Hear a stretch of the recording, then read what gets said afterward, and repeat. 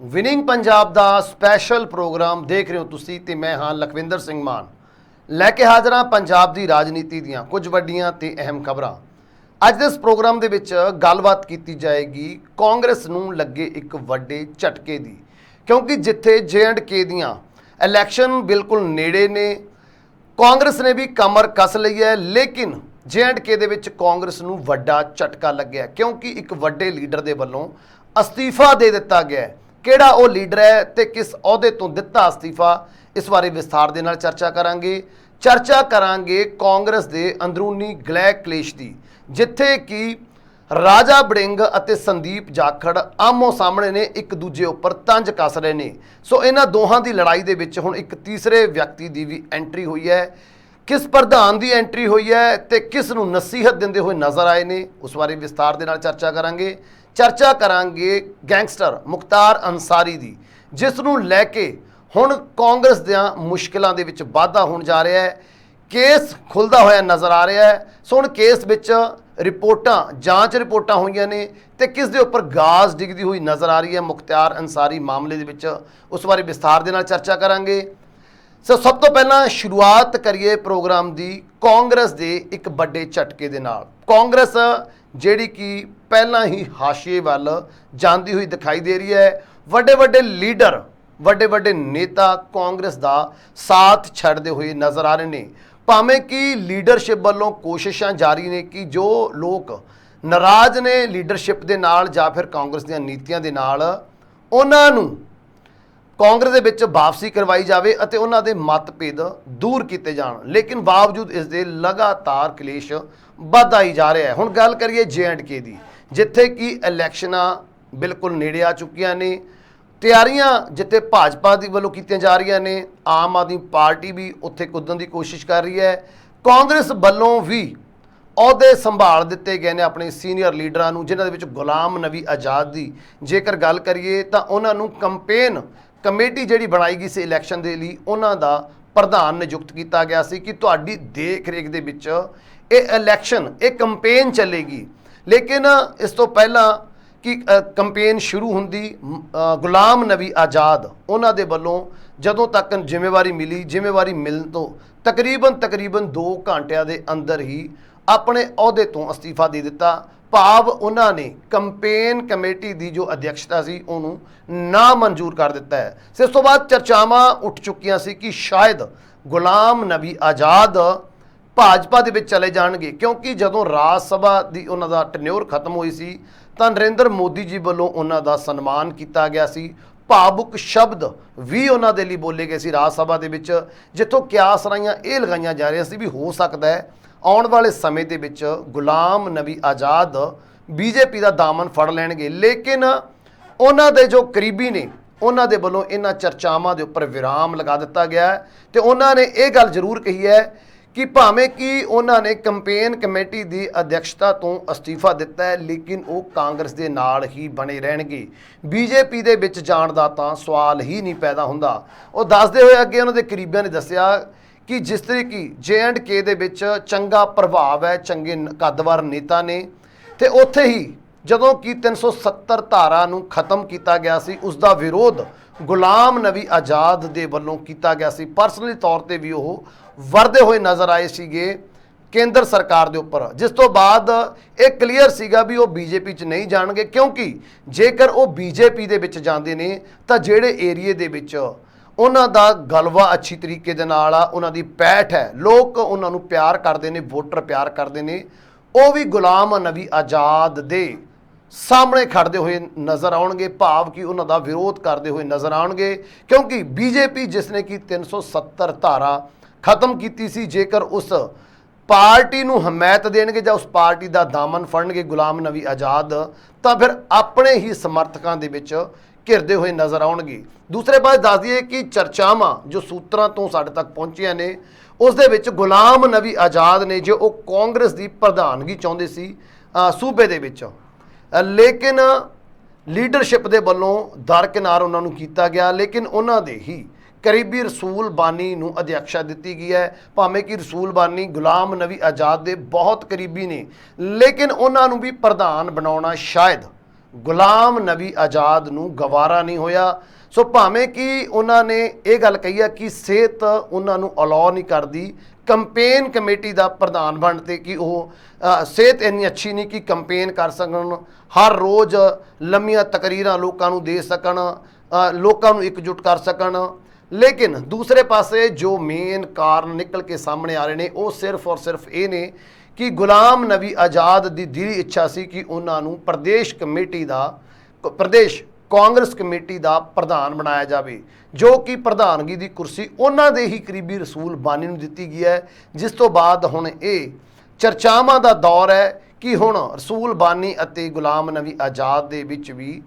ਸਭ ਕੁਝ ਠੀਕ ਨਜ਼ਰ ਨਹੀਂ ਆ ਰਿਹਾ। ਸੋ ਪਿਛਲੇ ਗੱਲ ਕਰੀਏ ਤਾਂ ਜਿਸ ਤਰੀਕੇ ਦੇ ਨਾਲ ਪਹਿਲਾਂ ਵੀ ਤੁਹਾਨੂੰ ਦੱਸਿਆ ਕਿ ਪ੍ਰਧਾਨ ਮੰਤਰੀ ਨਰਿੰਦਰ ਮੋਦੀ ਜੀ ਵੱਲੋਂ ਰਾਜ ਸਭਾ ਦੇ ਵਿੱਚ ਵਿਦਾਇਗੀ ਸਮਾਰੋਹ ਵਿੱਚ ਜਦੋਂ 2021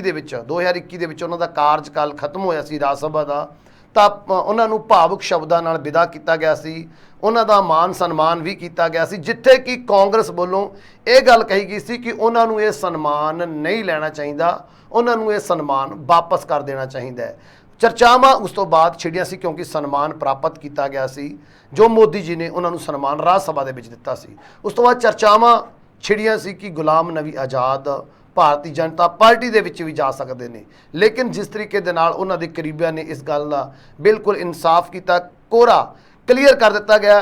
ਕਿ ਗੁਲਾਮ ਨਬੀ ਆਜ਼ਾਦ ਭਾਵੇਂ ਕਿ ਹੁਣ ਜੋ ਕੰਪੇਨ ਕਮੇਟੀ ਦਾ ਅਹੁਦਾ ਮਿਲਿਆ ਸੀ ਉਹਨੂੰ ਛੱਡ ਦਿੱਤਾ, ਲੇਕਿਨ ਉਹ ਕਾਂਗਰਸ ਦੇ ਨਾਲ ਹੀ ਬਣੇ ਰਹਿਣਗੇ, ਭਾਵ ਕਿ ਉਹ ਕਾਂਗਰਸ ਦੇ ਵਿੱਚ ਰਹਿ ਕੇ ਹੀ ਪਾਰਟੀ ਦੀ ਸੇਵਾ ਕਰਨਗੇ। ਲੇਕਿਨ ਆਉਣ ਵਾਲੇ ਸਮੇਂ ਦੇ ਵਿੱਚ, ਆਉਣ ਵਾਲੇ ਭਵਿੱਖ ਦੀ ਗਰਭ ਦੇ ਵਿੱਚ ਕੀ ਹੈ ਇਹ ਜਾਣਨ ਲਈ ਤਾਂ ਹੁਣ ਇਲੈਕਸ਼ਨ ਤੱਕ ਦਾ ਇੰਤਜ਼ਾਰ ਕਰਨਾ ਪਏਗਾ, ਕਿਉਂਕਿ ਗੁਲਾਮ ਨਬੀ ਆਜ਼ਾਦ ਦੀਆਂ ਲਗਾਤਾਰ ਦੂਰੀਆਂ ਆਪਾਂ ਜੇ ਕਹੀਏ ਸੀਨੀਅਰ ਲੀਡਰਸ਼ਿਪ ਦੇ ਨਾਲ ਹੁੰਦੀਆਂ ਰਹੀਆਂ ਨੇ। ਭਾਵੇਂ ਕਿ ਸੋਨੀਆ ਗਾਂਧੀ ਦੇ ਵੱਲੋਂ ਵਾਰ-ਵਾਰ ਮੀਟਿੰਗਾਂ ਦੇ ਲਈ ਉਹਨਾਂ ਨੂੰ ਦਿੱਲੀ ਬੁਲਾਇਆ ਗਿਆ, ਗੱਲਬਾਤ ਵੀ ਹੋਈ ਹੈ, ਮੀਟਿੰਗਾਂ ਵੀ ਹੋਈਆਂ ਨੇ, ਲੇਕਿਨ ਜੋ ਉਹਨਾਂ ਦੇ ਮਨ ਦੇ ਵਿੱਚ ਕੜਵਾਹਟ ਚੱਲ ਰਹੀ ਹੈ ਲੀਡਰਸ਼ਿਪ ਦੇ ਸੰਬੰਧੀ ਉਸ ਨੂੰ ਅਜੇ ਤੱਕ ਕਲੀਅਰ ਨਹੀਂ ਕਰ ਸਕੀ ਸੀਨੀਅਰ ਲੀਡਰਸ਼ਿਪ। ਜਿਸ ਤੋਂ ਬਾਅਦ ਹੁਣ ਜੱਗ ਜ਼ਾਹਰ ਹੋਣ ਲੱਗੀ ਹੈ ਇਹ ਦੂਰੀ ਜਦੋਂ ਉਹਨਾਂ ਨੂੰ ਕੰਪੇਨ ਕਮੇਟੀ ਦਾ ਅਧਿਕਸ਼ ਬਣਾਇਆ ਤੇ ਉਹਨਾਂ ਨੇ ਪੜਨਾ ਲਾਉਂਦੇ ਹੋਏ ਝਟਪਟ ਹੀ ਤਕਰੀਬਨ 2 ਘੰਟਿਆਂ ਦੇ ਵਿੱਚ ਹੀ ਆਪਣਾ ਅਸਤੀਫਾ ਭੇਜ ਦਿੱਤਾ। ਤੇ ਦੂਸਰੇ ਪਾਸੇ ਸੀਨੀਅਰ ਲੀਡਰਸ਼ਿਪ ਦੇ ਵੱਲੋਂ ਵੀ ਉਹਨਾਂ ਨੂੰ ਮਨਾਉਣ ਦੀ ਕੋਈ ਕੋਸ਼ਿਸ਼ ਹੀ ਨਹੀਂ ਕੀਤੀ ਗਈ, ਅਸਤੀਫਾ ਭੇਜਿਆ ਗਿਆ ਤੇ ਉਹਨਾਂ ਦਾ ਅਸਤੀਫਾ ਵੀ ਮਨਜ਼ੂਰ ਕਰ ਲਿਆ ਗਿਆ, ਜਿਸ ਤੋਂ ਕਲੀਅਰ ਹੋ ਰਿਹਾ ਵੀ ਹੁਣ ਕਾਂਗਰਸ ਦੇ ਲਈ ਡਗਰ ਥੋੜੀ ਜੀ ਮੁਸ਼ਕਿਲ ਹੋਣ ਵਾਲੀ ਹੈ, ਕਿਉਂਕਿ ਤਕਰੀਬਨ ਜੰਮੂ ਦੀਆਂ 12 ਵਿਧਾਨ ਸਭਾ ਸੀਟਾਂ ਦੇ ਉੱਪਰ ਗੁਲਾਮ ਨਬੀ ਆਜ਼ਾਦ ਦਾ ਕਾਫੀ ਅੱਛਾ ਰੁਤਬਾ ਹੈ, ਉੱਥੇ ਪ੍ਰਭਾਵ ਬਹੁਤ ਜ਼ਿਆਦਾ ਹੈ। ਸੋ ਜੇਕਰ ਗੁਲਾਮ ਨਬੀ ਆਜ਼ਾਦ ਚਾਹੇ ਅੰਦਰਲੇ ਖਾਤੇ ਕਾਂਗਰਸ ਦੇ ਨਾਲ ਚੱਲਣ, ਬਾਹਰੀ ਖਾਤੇ ਕਾਂਗਰਸ ਦੇ ਨਾਲ ਚੱਲਣ, ਲੇਕਿਨ ਜਿਸ ਤਰੀਕੇ ਦੇ ਨਾਲ ਸੀਨੀਅਰ ਲੀਡਰਸ਼ਿਪ ਅਤੇ ਗੁਲਾਮ ਨਬੀ ਆਜ਼ਾਦ ਦੇ ਵਿੱਚ ਦੂਰੀਆਂ ਵਧੀਆਂ ਨੇ, ਨੁਕਸਾਨ ਕਾਂਗਰਸ ਪਾਰਟੀ ਨੂੰ ਜ਼ਰੂਰ ਹੋਵੇਗਾ। ਇਹ ਆਉਣ ਵਾਲੀਆਂ ਇਲੈਕਸ਼ਨ ਦੇ ਵਿੱਚ ਵੀ ਕਲੀਅਰ ਹੋ ਜਾਏਗਾ। ਦੂਸਰੇ ਪਾਸੇ ਜੇਕਰ ਪੰਜਾਬ ਕਾਂਗਰਸ ਦੀ ਗੱਲ ਕਰੀਏ ਤਾਂ ਉੱਥੇ ਵੀ ਸਭ ਕੁਝ ਠੀਕ ਨਹੀਂ ਚੱਲ ਰਿਹਾ। ਜੇਕਰ ਗੱਲ ਸੁਨੀਲ ਜਾਖੜ ਦੀ ਕਰੀਏ, ਜਿਹੜੇ ਕਾਂਗਰਸ ਦੇ ਉੱਘੇ ਲੀਡਰ ਸੀ, ਸੀਨੀਅਰ ਲੀਡਰ ਸੀ, ਪਿਛਲੇ ਦਿਨੀ ਇਲੈਕਸ਼ਨ ਤੋਂ ਬਾਅਦ 2022 ਦੇ ਇਲੈਕਸ਼ਨ ਤੋਂ ਬਾਅਦ ਉਹਨਾਂ ਦੇ ਵੱਲੋਂ ਵੀ ਪਾਰਟੀ ਨੂੰ ਅਲਵਿਦਾ ਕਹਿ ਕੇ ਭਾਰਤੀ ਜਨਤਾ ਪਾਰਟੀ ਦਾ ਪੱਲਾ ਫੜ ਲਿਆ ਗਿਆ ਸੀ। ਉਹਨਾਂ ਦੇ ਪਿੱਛੇ ਉਹਨਾਂ ਦੇ ਭਤੀਜੇ ਸੰਦੀਪ ਜਾਖੜ, ਜਿਹੜੇ ਕਿ ਅੰਬੋਹਰ ਤੋਂ ਸਿਟਿੰਗ ਐਮਐਲਏ ਨੇ, ਉਹਨਾਂ ਦੇ ਵੀ ਸੁਰ ਬਦਲੇ ਹੋਏ ਨਜ਼ਰ ਆ ਰਹੇ ਨੇ। ਉਹ ਵੀ ਲਗਾਤਾਰ ਕਾਂਗਰਸ ਦੇ ਪ੍ਰੋਗਰਾਮਾਂ ਤੋਂ ਦੂਰੀ ਬਣਾਏ ਹੋਏ ਨੇ, ਜਿਸ ਤੇ ਲੈ ਕੇ ਰਾਜਾ ਵੜਿੰਗ ਜੋ ਕਿ ਸੂਬਾ ਪ੍ਰਧਾਨ ਨੇ ਕਾਂਗਰਸ ਦੇ, ਉਹਨਾਂ ਵੱਲੋਂ ਤਿੱਖੇ ਨਿਸ਼ਾਨੇ ਅੰਬੋਹਰ ਦੇ ਵਿੱਚ ਹੀ ਪੁੱਜ ਕੇ ਲਾਏ ਗਏ ਸੀ, ਜਿੱਥੇ ਉਹਨਾਂ ਵੱਲੋਂ ਕਿਹਾ ਗਿਆ ਕਿ ਸਿਰਫ ਔਰ ਸਿਰਫ ਸੰਦੀਪ ਜਾਖੜ ਆਪਣੀ ਐਮਐਲਏ ਦੀ ਕੁਰਸੀ ਬਚਾਉਣ ਦੇ ਲਈ ਹੀ ਕਾਂਗਰਸ ਦੇ ਵਿੱਚ ਨੇ, ਅਦਰਵਾਈਜ਼ ਉਹ ਕਾਂਗਰਸ ਦੇ ਲਈ ਕੁਝ ਨਹੀਂ ਕਰ ਰਹੇ। ਉਹ ਭਾਰਤੀ ਜਨਤਾ ਪਾਰਟੀ ਦੀ ਬੋਲਦੇ ਹੋਏ ਨਜ਼ਰ ਆ ਰਹੇ ਨੇ ਤੇ ਕਿਸੇ ਟਾਈਮ ਵੀ ਉਹ ਭਾਰਤੀ ਜਨਤਾ ਪਾਰਟੀ 'ਚ ਜਾ ਸਕਦੇ ਨੇ ਆਪਣੇ ਚਾਚੇ ਦੇ ਪਿੱਛੇ। ਲੇਕਿਨ ਜੇਕਰ ਉਹ ਪਾਰਟੀ ਨੂੰ ਛੱਡ ਕੇ ਜਾਂਦੇ ਨੇ, ਬੀਜੇਪੀ ਜੁਆਇਨ ਕਰਦੇ ਨੇ, ਤਾਂ ਨਾਲ ਹੀ ਨਾਲ ਉਹਨਾਂ ਦੀ ਵਿਧਾਇਕੀ ਦੀ ਕੁਰਸੀ ਵੀ ਚਲੀ ਜਾਏਗੀ। ਸਿਰਫ ਔਰ ਸਿਰਫ ਹੁਣ ਕੁਰਸੀ ਬਚਾਉਣ ਦੇ ਲਈ ਉਹ ਕਾਂਗਰਸ ਦੇ ਨਾਲ ਜੁੜੇ ਹੋਏ ਨੇ, ਜਿਸ ਦੇ ਉੱਪਰ ਕੀ ਪਲਟਵਾਰ ਸੰਦੀਪ ਜਾਖੜ ਵੱਲੋਂ ਵੀ ਕੀਤਾ ਗਿਆ ਸੀ, ਕਿਉਂਕਿ ਸੰਦੀਪ ਜਾਖੜ ਇਹ ਕਹਿੰਦੇ ਹੋਏ ਨਜ਼ਰ ਆਏ ਸੀ ਕਿ ਪ੍ਰਧਾਨ ਸਾਹਿਬ ਜਿਹੜੀਆਂ ਗੱਲਾਂ ਕਰਦੇ ਨੇ, ਪ੍ਰਧਾਨ ਸਾਹਿਬ ਕੋਲੇ ਅਹੁਦਾ ਵੀ ਹੈ, ਪ੍ਰਧਾਨ ਸਾਹਿਬ ਕੋਲੇ ਪਾਵਰਾਂ ਵੀ ਨੇ, ਜੇਕਰ ਉਹਨਾਂ ਦੇ ਵਿੱਚ ਹਿੰਮਤ ਹੈ ਤਾਂ ਉਹ ਉਹਨਾਂ ਨੂੰ ਪਾਰਟੀ ਚੋਂ ਕੱਢ ਕੇ ਦਿਖਾਉਣ। ਤਾਂ ਸਿੱਧਾ ਸਿੱਧਾ ਆਪਸ ਦੇ ਵਿੱਚ ਆਮਣੋ ਸਾਹਮਣੇ ਹੁੰਦੇ ਹੋਏ ਨਜ਼ਰ ਆਏ, ਜਿੱਥੇ ਕਿ ਕਾਂਗਰਸ ਦੇ ਪ੍ਰਧਾਨ ਦੇ ਇਹ ਇਲਜ਼ਾਮ ਨੇ ਕਿ 5 ਮਹੀਨਿਆਂ ਤੋਂ ਕਾਂਗਰਸ ਦੇ ਜੋ ਸਮਾਗਮ ਹੋ ਰਹੇ ਨੇ ਉਹਨਾਂ ਤੋਂ ਦੂਰੀ ਬਣਾ ਕੇ ਰੱਖੀ ਹੋਈ ਹੈ ਸੰਦੀਪ ਜਾਖੜ ਨੇ। ਤੇ ਦੂਸਰੇ ਪਾਸੇ ਸੰਦੀਪ ਜਾਖੜ ਇਹ ਕਹਿੰਦੇ ਹੋਏ ਨਜ਼ਰ ਆ ਰਹੇ ਨੇ ਕਿ ਮੈਂ ਆਪਣਾ ਕੰਮ ਕਰ ਰਿਹਾ, ਜੋ ਇੱਕ MLA ਦੇ ਕੰਮ ਹੁੰਦੇ ਨੇ ਮੈਂ ਉਹ ਕੰਮਾਂ ਨੂੰ ਬਾਖੂਬੀ ਕਰ ਰਿਹਾ। ਲੇਕਿਨ ਇਹਨਾਂ ਦੋਹਾਂ ਦੀ ਲੜਾਈ ਦੇ ਵਿੱਚ ਹੁਣ ਇੱਕ ਤੀਸਰੀ ਐਂਟਰੀ ਹੋਈ ਹੈ,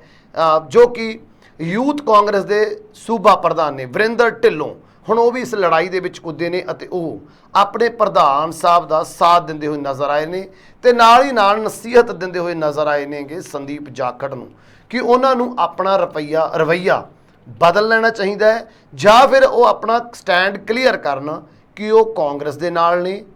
ਕਿ ਉਹ ਕਾਂਗਰਸ ਨੂੰ ਆਪਣੀ ਪਾਰਟੀ ਮੰਨਦੇ ਨੇ, ਕਿ ਉਹ ਰਾਹੁਲ ਗਾਂਧੀ ਅਤੇ ਸੋਨੀਆ ਗਾਂਧੀ ਨੂੰ ਆਪਣੀ ਸੀਨੀਅਰ ਲੀਡਰਸ਼ਿਪ ਮੰਨਦੇ ਨੇ ਜਾਂ ਫਿਰ ਨਹੀਂ। ਜੇਕਰ ਉਹ ਇਹਨਾਂ ਤਿੰਨਾਂ ਸਵਾਲਾਂ ਦਾ ਜਵਾਬ ਨਹੀਂ ਦੇ ਵਿੱਚ ਦਿੰਦੇ ਨੇ ਤਾਂ ਫਿਰ ਉਹ ਕਿਉਂ ਕਾਂਗਰਸ ਦੇ ਵਿੱਚ ਬਣੇ ਹੋਏ ਨੇ? ਕਿ ਸਿਰਫ ਔਰ ਸਿਰਫ ਕੁਰਸੀ ਦੇ ਲਈ ਉਹ ਕਾਂਗਰਸ ਦੇ ਵਿੱਚ ਬੈਠੇ ਨੇ? ਹੁਣ ਤੱਕ ਕਿਉਂ ਉਹ ਛੱਡ ਕੇ ਭਾਰਤੀ ਜਨਤਾ ਪਾਰਟੀ ਦੇ ਵਿੱਚ ਨਹੀਂ ਗਏ? ਇਹ ਕਲੀਅਰ ਹੈ ਵੀ ਬੜੀ ਜਲਦੀ ਉਹਨਾਂ ਦਾ ਰਲੇਵਾਂ ਜੋ ਹੈ ਉਹ ਵੀ ਭਾਰਤੀ ਜਨਤਾ ਪਾਰਟੀ ਦੇ ਵਿੱਚ ਹੋ ਜਾਏਗਾ। ਜਿਸ ਤਰ੍ਹਾਂ ਸੰਦੀਪ ਜਾਖੜ ਲਗਾਤਾਰ ਕਾਂਗਰਸ ਦੇ ਅਗੇਂਸਟ ਬੋਲਦੇ ਨੇ, ਕਾਂਗਰਸ ਦੀਆਂ ਨੀਤੀਆਂ ਦੀ ਆਲੋਚਨਾ ਕਰਦੇ ਨੇ, ਇਹ ਬਿਲਕੁਲ ਕਲੀਅਰ ਹੈ ਕਿ ਉਹ ਭਾਰਤੀ ਜਨਤਾ ਪਾਰਟੀ ਦੀ ਬੋਲੀ ਬੋਲਦੇ ਨੇ, ਸੁਨੀਲ ਜਾਖੜ ਦੀ ਬੋਲੀ ਬੋਲਦੇ ਨੇ, ਲੇਕਿਨ ਸਿਰਫ ਕੁਰਸੀ ਬਚਾਉਣ ਦੇ ਚੱਕਰ ਦੇ ਵਿੱਚ ਹੀ ਉਹ ਕਾਂਗਰਸ ਦੇ ਵਿੱਚ ਬਣੇ ਹੋਏ ਨੇ। ਸੋ ਜਿੱਥੇ ਕਿ ਸੰਦੀਪ ਜਾਖੜ ਪਹਿਲਾਂ ਇਹ ਕਹਿ ਰਹੇ ਸੀ ਕਿ ਜਿਹੜੀਆਂ ਮੇਰੀਆਂ ਮੁਸ਼ਕਿਲਾਂ ਨੇ ਜਾਂ ਮੇਰੀਆਂ ਪ੍ਰੋਬਲਮਸ ਨੇ, ਚਾਹੇ ਉਹ ਸੀਨੀਅਰ ਲੀਡਰਸ਼ਿਪ ਦੇ ਨਾਲ ਨੇ, ਕਦੇ ਵੀ ਕਾਂਗਰਸ ਦੀ ਸੀਨੀਅਰ ਲੀਡਰਸ਼ਿਪ ਨੇ ਜਾਂ ਪੰਜਾਬ ਦੇ ਸੂਬਾ ਪ੍ਰਧਾਨ ਨੇ ਉਹਨਾਂ ਮੁਸ਼ਕਿਲਾਂ ਨੂੰ ਸੁਲਝਾਉਣ ਦੀ ਕੋਸ਼ਿਸ਼ ਹੀ ਨਹੀਂ ਕੀਤੀ। ਕਦੇ ਮੈਨੂੰ ਪੁੱਛਿਆ ਹੀ ਨਹੀਂ ਗਿਆ ਕਿ ਆਖਰ ਮੇਰੀਆਂ ਪ੍ਰੋਬਲਮਸ ਕੀ ਨੇ, ਕਦੇ ਮੈਨੂੰ ਟੇਬਲ ਟਾਕ ਦੇ ਲਈ ਬੁਲਾਇਆ ਹੀ ਨਹੀਂ ਗਿਆ। ਲੇਕਿਨ ਫਿਰ ਵੀ ਮੈਂ ਕਾਂਗਰਸ ਦਾ ਸਿਪਾਹੀ ਹਾਂ ਅਤੇ ਕਾਂਗਰਸ ਦੇ ਨਾਲ ਹੀ ਬਣਿਆ ਰਹਾਂਗਾ। ਲੇਕਿਨ ਸੱਚਾਈ ਜੋ ਵੀ ਹੈ ਉਹ ਬਿਲਕੁਲ ਸਾਹਮਣੇ ਆਉਂਦੀ ਹੋਈ ਨਜ਼ਰ ਆ ਰਹੀ ਹੈ, ਕਿਉਂਕਿ ਇੱਕ ਪਾਸੇ ਕਾਂਗਰਸ ਦੇ ਸੂਬਾ ਪ੍ਰਧਾਨ ਅਤੇ ਦੂਸਰੇ ਪਾਸੇ ਯੂਥ ਕਾਂਗਰਸ ਦੇ ਪ੍ਰਧਾਨ ਹੁਣ ਸੰਦੀਪ ਜਾਖੜ ਦੇ ਅਗੇਂਸਟ ਬੋਲਦੇ ਹੋਏ ਨਜ਼ਰ ਆ ਰਹੇ ਨੇ। ਬੋਲਦੇ ਹੀ ਨਹੀਂ, ਚੈਲੰਜ ਕਰਦੇ ਹੋਏ ਨਜ਼ਰ ਆ ਰਹੇ ਨੇ ਵੀ ਜੇਕਰ ਉਹਨਾਂ ਨੂੰ ਆਪਣੇ ਉੱਪਰ ਇੰਨਾ ਹੀ ਮਾਣ ਹੈ ਤਾਂ ਉਹ ਪਾਰਟੀ ਤੋਂ ਅਸਤੀਫਾ ਦੇ ਕੇ ਚੋਣ ਲੜਨ ਅਤੇ ਚੋਣ ਜਿੱਤ ਕੇ ਦਿਖਾਉਣ। ਜਿੱਥੇ ਇਹ ਗੱਲ ਪਹਿਲਾਂ ਰਾਜਾ ਵੜਿੰਗ ਕਹਿੰਦੇ ਹੋਏ ਨਜ਼ਰ ਆਏ ਸੀ, ਉੱਥੇ ਹੀ ਇਹ ਗੱਲ ਹੁਣ ਵਰਿੰਦਰ ਢਿੱਲੋਂ ਵੀ ਕਹਿੰਦੇ ਹੋਏ ਨਜ਼ਰ ਆ ਰਹੇ ਨੇ। ਸੋ ਆਉਣ ਵਾਲੇ ਦਿਨਾਂ ਦੇ ਵਿੱਚ ਕੀ ਸੰਦੀਪ ਜਾਖੜ ਕਾਂਗਰਸ ਦੇ ਨਾਲ ਬਣੇ ਰਹਿਣਗੇ ਜਾਂ ਫਿਰ ਉਹ ਐਕਸੈਪਟ ਕਰਨਗੇ ਚੈਲੰਜ ਨੂੰ ਜੋ ਕਿ ਸੂਬਾ ਪ੍ਰਧਾਨ ਦੇ ਵੱਲੋਂ ਤੇ ਯੂਥ ਕਾਂਗਰਸ ਦੇ ਪ੍ਰਧਾਨ ਵੱਲੋਂ ਦਿੱਤਾ ਗਿਆ ਕਿ ਉਹ ਆਪਣੀ ਪਾਰਟੀ ਦੇ ਵਿੱਚੋਂ ਅਸਤੀਫਾ ਦੇਣਗੇ ਜਾਂ ਬੀਜੇਪੀ ਦਾ ਦਾਮਨ ਫੜਨਗੇ? ਕਿਸ ਤਰ੍ਹਾਂ ਦੇ ਬਣਨਗੇ ਹਾਲਾਤ, ਇਹ ਆਉਣ ਵਾਲੇ ਸਮੇਂ ਦੇ ਵਿੱਚ ਪਤਾ ਲੱਗੇਗਾ। ਦੂਸਰੇ ਪਾਸੇ ਹੁਣ ਕਾਂਗਰਸ ਦੀ ਗੱਲ ਕਰੀਏ ਨਾਲ ਹੀ ਨਾਲ ਸਾਬਕਾ ਮੰਤਰੀਆਂ ਦੀ। ਸਾਬਕਾ ਮੰਤਰੀ ਸੁਖਜਿੰਦਰ ਰੰਧਾਵਾ ਜੇਲ੍ਹ ਮੰਤਰੀ ਰਹੇ ਨੇ, ਗ੍ਰਹਿ ਮੰਤਰੀ ਰਹੇ ਨੇ, ਉਹਨਾਂ ਦੀਆਂ ਮੁਸ਼ਕਲਾਂ ਦੇ ਵਿੱਚ ਚੋਖਾ ਵਾਧਾ ਹੋਣ ਜਾ ਰਿਹਾ ਹੈ, ਕਿਉਂਕਿ ਮੁਖਤਾਰ ਅੰਸਾਰੀ ਜਿਹੜੇ ਕਿ ਤਕਰੀਬਨ 1.25 ਤੋਂ 2.5 ਸਾਲ ਤੱਕ ਰੋਪੜ ਦੀ ਜੇਲ੍ਹ ਦੇ ਵਿੱਚ ਬੰਦ ਰਹੇ ਸੀ ਇੱਕ ਰੰਗਦਾਰੀ ਦੇ ਮਾਮਲੇ ਦੇ ਵਿੱਚ। ਹੁਣ ਉਸ ਮਾਮਲੇ ਦੇ ਵਿੱਚ ਜਾਂਚ ਕੀਤੀ ਗਈ ਹੈ, ਕਿਉਂਕਿ ਵਿਧਾਨ ਸਭਾ ਸੈਸ਼ਨ ਦੇ ਵਿੱਚ ਵੀ ਹਰਜੋਤ ਬੈਂਸ ਉਹਨਾਂ ਦੇ ਵੱਲੋਂ ਇਲਜ਼ਾਮ ਲਗਾਏ ਗਏ ਸੀ ਕਿ ਉਹਨਾਂ ਨੂੰ ਜੇਲ੍ਹ ਦੇ ਵਿੱਚ VIP ਟ੍ਰੀਟਮੈਂਟ ਦਿੱਤਾ ਗਿਆ, ਜਦੋਂ ਕਿ ਕੁਖਿਆਤ ਗੈਂਗਸਟਰ ਨੇ ਕਾਫੀ ਮਾਮਲਿਆਂ ਦੇ ਵਿੱਚ ਉਹ ਲੜਿੰਦੇ ਨੇ ਵੱਖ-ਵੱਖ ਪੁਲਿਸ ਨੂੰ। ਯੂਪੀ ਤੋਂ ਇੱਕ ਰੰਗਦਾਰੀ ਦੇ ਮਾਮਲੇ ਦੇ ਵਿੱਚ ਉਹਨਾਂ ਨੂੰ ਪੰਜਾਬ ਲਿਆ ਕੇ ਰੋਪੜ ਦੀ ਜੇਲ੍ਹ ਦੇ ਵਿੱਚ ਬੰਦ ਕਰ ਦਿੱਤਾ ਗਿਆ ਅਤੇ ਵਾਰ-ਵਾਰ ਯੂਪੀ ਦੇ ਵੱਲੋਂ ਉਹਨਾਂ ਦੀ ਵਾਪਸੀ ਦੇ ਲਈ ਭਾਵੇਂ ਕਿ ਕਾਫੀ ਲੈਟਰਸ ਲਿਖੇ ਗਏ ਨੇ, ਕਾਫੀ ਕਾਨੂੰਨੀ ਕਾਰਵਾਈਆਂ ਕੀਤੀਆਂ ਗਈਆਂ ਨੇ, ਕਾਨੂੰਨੀ ਚਾਰਾਜੋਰੀ ਕੀਤੀ ਗਈ ਹੈ, ਲੇਕਿਨ ਉਹਨਾਂ ਨੂੰ ਰੋਪੜ ਦੀ ਜੇਲ੍ਹ ਤੋਂ ਬਾਹਰ ਕੱਢ ਕੇ ਯੂਪੀ ਨਹੀਂ ਭੇਜਿਆ ਗਿਆ, ਜਿਸ ਤੋਂ ਬਾਅਦ ਹਸਤਕਸ਼ੇਪ ਕਰਨਾ ਪਿਆ ਸੀ ਸੁਪਰੀਮ ਕੋਰਟ ਨੂੰ। ਸੁਪਰੀਮ ਕੋਰਟ ਦੇ ਆਰਡਰਾਂ ਤੋਂ ਬਾਅਦ ਹੀ ਉਹਨਾਂ ਨੂੰ ਰੋਪੜ ਦੀ ਜੇਲ੍ਹ ਦੇ ਵਿੱਚੋਂ ਕੱਢ ਕੇ ਵਾਪਸ ਯੂਪੀ ਭੇਜਿਆ ਗਿਆ ਹੈ। ਸੋ ਇਲਜ਼ਾਮ ਕਾਂਗਰਸ ਦੇ ਸਾਬਕਾ ਜੇਲ੍ਹ ਮੰਤਰੀ ਸੁਖਜਿੰਦਰ ਰੰਧਾਵਾ ਦੇ ਉੱਪਰ ਲੱਗੇ ਨੇ। ਇਲਜ਼ਾਮ ਇੱਥੋਂ ਤੱਕ ਕਿ ਉਹ ਆਪਣੀ ਬੈਰਕ ਦੇ ਵਿੱਚ ਨਹੀਂ ਰਹਿੰਦੇ ਸੀ, ਸਗੋਂ ਅਫਸਰਾਂ ਦੇ ਲਈ ਜੋ ਕੁਆਟਰ ਬਣੇ ਹੋਏ ਨੇ ਉਹ ਕੁਆਟਰ ਦੇ ਵਿੱਚ ਰਹਿੰਦੇ ਸੀ। ਇੱਕ ਰਹਿੰਦੇ ਹੀ ਨਹੀਂ ਸੀ, ਸਗੋਂ ਉਹਨਾਂ ਦੀ ਪਤਨੀ ਵੀ ਉਹਨਾਂ ਦੇ ਨਾਲ ਇੱਥੇ ਰਹਿ ਰਹੀ ਸੀ। ਇੱਕ ਇਲਜ਼ਾਮ ਇਹ ਨੇ ਕਿ ਉਹ ਇੱਥੇ ਸਜ਼ਾ ਨਹੀਂ ਕੱਟ ਰਹੇ ਸੀ, ਇੱਕ ਸਾਜ਼ਿਸ਼ ਦੇ ਤਹਿਤ ਉਹਨਾਂ ਨੂੰ ਰੋਪੜ ਦੀ ਜੇਲ੍ਹ ਦੇ ਵਿੱਚ ਬੰਦ ਕੀਤਾ ਗਿਆ ਸੀ, ਜਿੱਥੇ ਕਿ ਉਹ ਸੁੱਖ ਸਹੂਲਤਾਂ ਮਾਣ ਰਹੇ ਸੀ, VIP ਟ੍ਰੀਟਮੈਂਟ ਉਹਨਾਂ ਦੇ ਨਾਲ ਕੀਤਾ ਜਾ ਰਿਹਾ ਸੀ। ਇਹ ਗੱਲਾਂ ਵਿਧਾਨ ਸਭਾ ਦੇ ਵਿੱਚ ਵੀ ਸੈਸ਼ਨ ਦੌਰਾਨ ਵੀ ਹਰਜੋਤ ਬੈਂਸ ਕਹਿੰਦੇ ਹੋਏ ਨਜ਼ਰ ਆਏ ਸੀ। ਇਸ ਪੂਰੇ ਮਾਮਲੇ ਦੀ ਜਾਂਚ ਪੜਤਾਲ ਕਰਕੇ ਹੁਣ ਰਿਪੋਰਟ ਹੈ ਜਿਹੜੀ CM ਸਾਹਿਬ ਨੂੰ ਸੌਂਪ ਦਿੱਤੀ ਗਈ ਹੈ। ਸੋ ਹੁਣ ਇਸ ਮਾਮਲੇ ਦੇ ਵਿੱਚ ਵੀ ਮੁਸ਼ਕਿਲਾਂ ਸੁਖਜਿੰਦਰ ਰੰਧਾਵਾ ਦੀਆਂ ਵੱਧ ਸਕਦੀਆਂ ਨੇ, ਕਿਉਂਕਿ ਸੁਖਜਿੰਦਰ ਰੰਧਾਵਾ ਉਸ ਸਮੇਂ ਜੇਲ੍ਹ ਮੰਤਰੀ ਸੀ। ਇਲਜ਼ਾਮ ਲੱਗੇ ਸੀ, ਭਾਵੇਂ ਕਿ ਉਹ ਇਹਨਾਂ ਇਲਜ਼ਾਮਾਂ ਨੂੰ ਠੁਕਰਾਉਂਦੇ ਹੋਏ ਨਜ਼ਰ ਆਏ ਨੇ, ਲੇਕਿਨ ਜਾਂਚ ਦੇ ਵਿੱਚ ਹੁਣ ਇਹ ਪਾਇਆ ਗਿਆ ਕਿ ਸੁਖਜਿੰਦਰ ਰੰਧਾਵਾ ਯੂਪੀ ਦੇ ਵਿੱਚ ਗਏ ਸੀ ਤੇ ਯੂਪੀ ਦੇ ਵਿੱਚ ਜਾ ਕੇ ਅੰਸਾਰੀ ਦੇ ਪਰਿਵਾਰ ਨੂੰ ਮਿਲੇ ਸੀ, ਭਾਵੇਂ ਕਿ ਇਹਨਾਂ ਗੱਲਾਂ ਨੂੰ ਬੇਬੁਨਿਆਦ ਦੱਸਿਆ ਗਿਆ ਹੈ ਸੁਖਜਿੰਦਰ ਸਿੰਘ ਰੰਧਾਵਾ ਦੇ ਵੱਲੋਂ। ਲੇਕਿਨ ਹੁਣ ਜਾਂਚ ਦੇ ਵਿੱਚ ਸਬੂਤਾਂ ਦੇ ਤਹਿਤ ਸਾਰੇ ਸਬੂਤ ਪੇਸ਼ ਕੀਤੇ ਗਏ ਨੇ ਇਸ ਮਾਮਲੇ ਨੂੰ ਲੈ ਕੇ ਕਿ ਰੋਪੜ ਜੇਲ੍ਹ ਦੇ ਵਿੱਚ ਮੁਖਤਾਰ ਅੰਸਾਰੀ ਜੋ ਕਿ ਕੁਖਿਆਤ ਗੈਂਗਸਟਰ ਨੇ, ਉਹਨਾਂ ਨੂੰ VIP ਟ੍ਰੀਟਮੈਂਟ ਦਿੱਤਾ ਗਿਆ। ਸਲਾਖਾਂ ਦੇ ਪਿੱਛੇ ਡੱਕਣ ਦੀ ਬਜਾਏ ਉਹਨਾਂ ਨੂੰ ਅਫਸਰਾਂ ਦੇ ਕੁਆਟਰਾਂ ਦੇ ਵਿੱਚ ਰੱਖਿਆ ਤੇ ਨਾਲ ਹੀ ਨਾਲ ਉਹਦੀ ਪਤਨੀ ਵੀ ਉਹਨਾਂ ਦੇ ਨਾਲ ਇਸ ਕੁਆਟਰ ਦੇ ਵਿੱਚ VIP ਟ੍ਰੀਟਮੈਂਟ ਦਾ ਆਨੰਦ ਮਾਣਦੀ ਰਹੀ ਹੈ। ਸੋ ਇਲਜ਼ਾਮ ਬੜੇ ਵੱਡੇ ਨੇ। ਜਾਂਚ ਹੋਈ ਹੈ, ਜਾਂਚ ਤੋਂ ਬਾਅਦ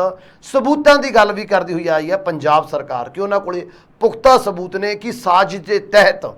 ਤਕਰੀਬਨ 2.5 ਤੋਂ 2.5 ਸਾਲ ਤੱਕ